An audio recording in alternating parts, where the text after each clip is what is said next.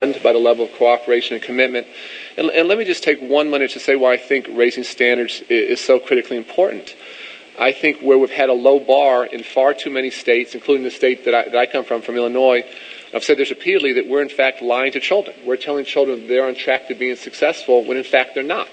And we have to stop lying to children. We have to look them in the eye and tell them the truth at every stage along their educational trajectory in third grade and fifth grade and eighth grade. Either they're on track to be successful in the world of higher education or the world of work, and they're not.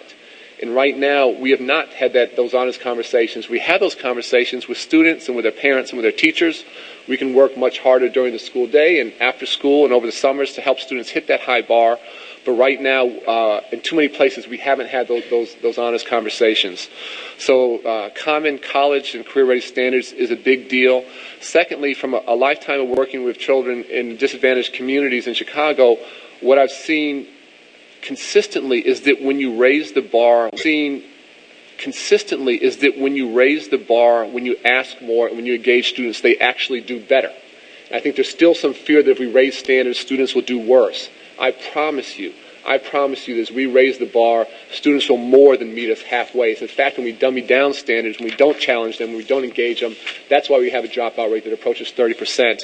And that if we're serious about reducing the dropout rate and having more students be prepared, the more we engage them, the more we challenge them, the better we do. And again, this 48 states working together on common standards has been a remarkable breakthrough. It has been absolutely impressive to the president, and when he meets with you collectively tomorrow, he's going to focus on that. A few other topics I wanted to hit. I know, and Governor Granholm just joined us, I know how tough the economic times are that you're facing. And we saved conservatively, pick a number, 300,000, 325, 350,000 education jobs this past year.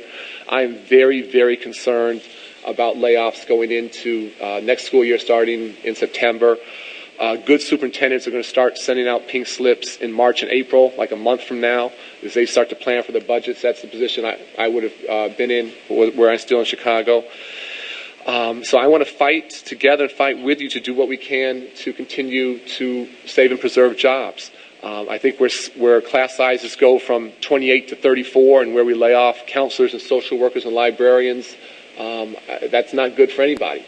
And so I'm very, very concerned about that.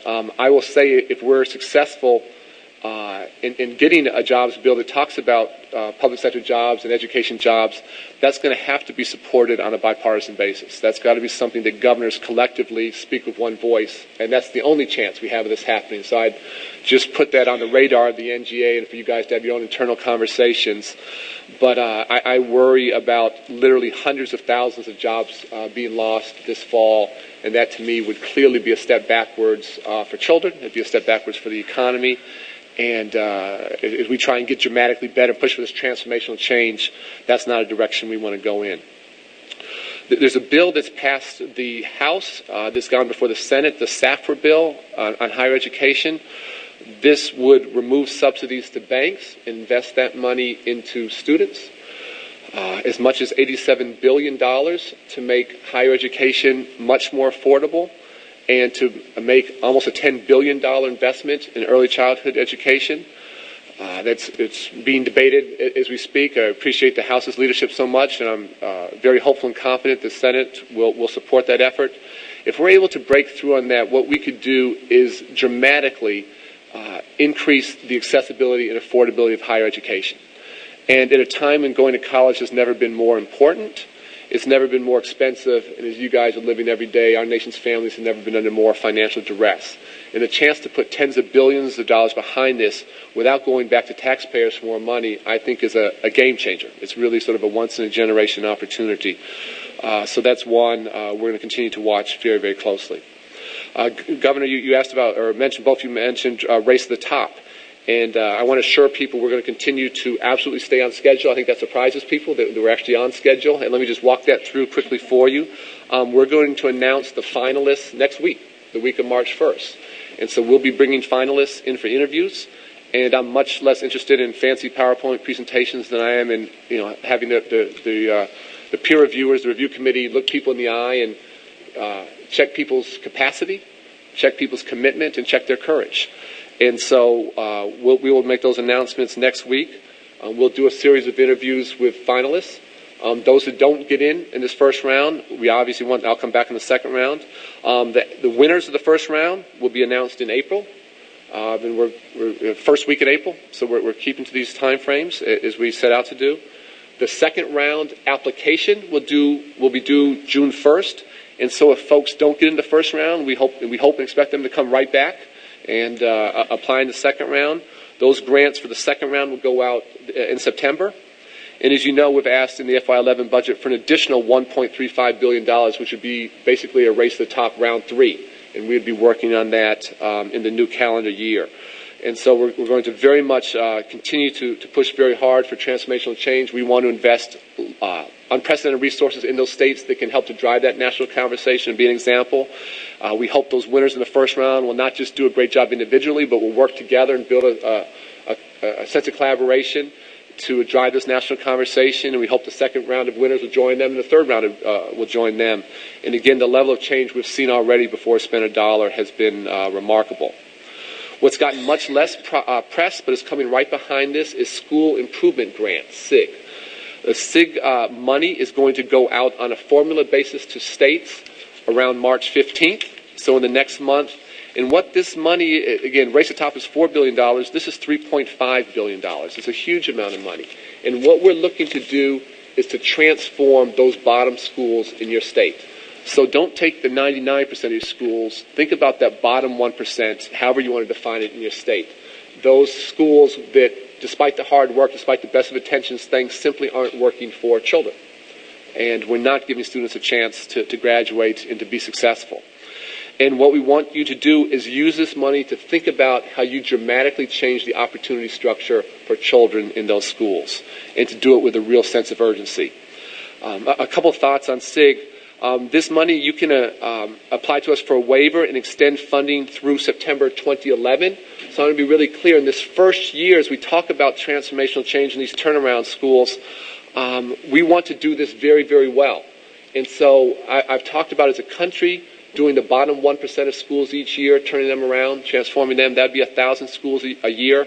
Quite honestly, I don't think as a country we begin to have the capacity to do 1,000 schools well this fall.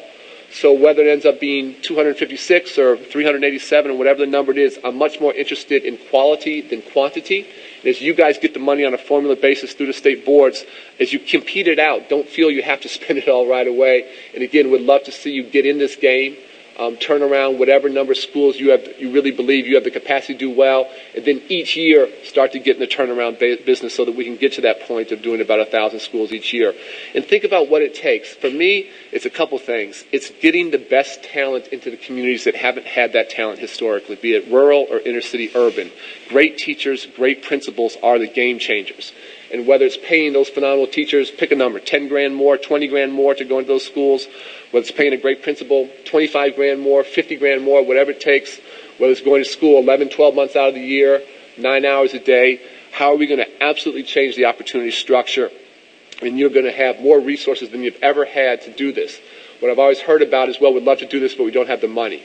Well, we're putting $3.5 billion on the table. So we're trying to fundamentally remove that excuse and then look for people who can be courageous and innovate to start to turn these schools around. And again, you will have the opportunity to apply for waiver and use this money over time through fall of 2011. For those schools that you want to turn around this fall, as you get the money in March, you need to then compete it out on a very rapid basis. You have to have a quick turnaround within your state so that folks can gear up over the summer and be ready to hit the fall, hit the ground running this fall. So you're going to have to work with your state boards to be very, very efficient and effective in turning that around.